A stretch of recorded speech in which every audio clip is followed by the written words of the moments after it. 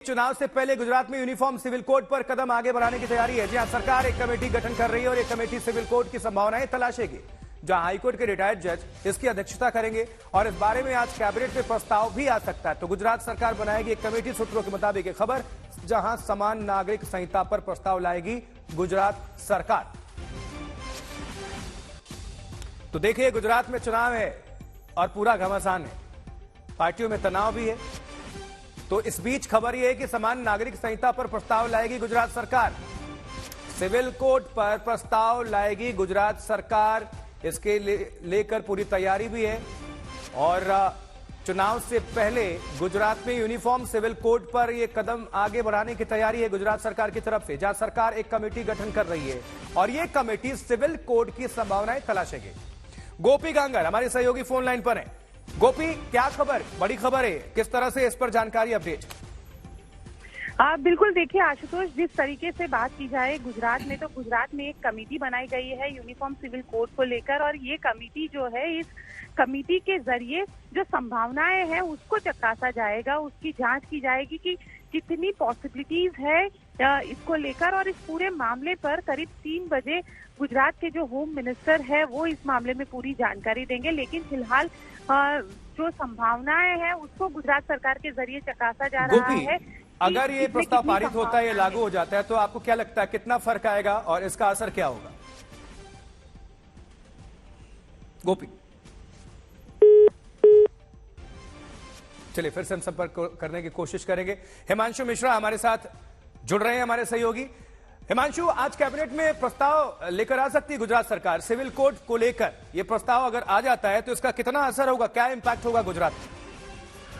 देखिए, बिल्कुल गुजरात के अंदर अगर यूनिफॉर्म सिविल कोड लागू करने के लिए वहां की कैबिनेट बिल लेकर आ रही है तो ये एक बड़ी बात है। इससे पहले जो है उत्तराखंड में भी चुनाव से पहले इस तरीके की घोषणा की गई थी और फिर यूनिफॉर्म सिविल कोड को सरकार बनने के बाद लाया गया था। तो कहीं ना कहीं भारतीय जनता पार्टी ने एक तरीके से यूनिफॉर्म सिविल कोड, जो उनकी विचारधारा के 2 बड़े मुद्दे थे, चाहे वो राम मंदिर था, उनमें से वो उसका निर्माण शुरू हो गया कोर्ट के निर्णय के बाद, और साथ ही साथ धारा 370 को हटाने की जो उनकी विचारधारा या उनके एजेंडे में जो हमेशा रहता था चुनावी घोषणाओं में, धारा 370 को भी 5 अगस्त 2019 के अंदर 370 हटाया गया। और अब यूनिफॉर्म सिविल कोड के लिए वो सभी स्टेट्स के माध्यम से लेकिन हिमांशु कर रहे हैं।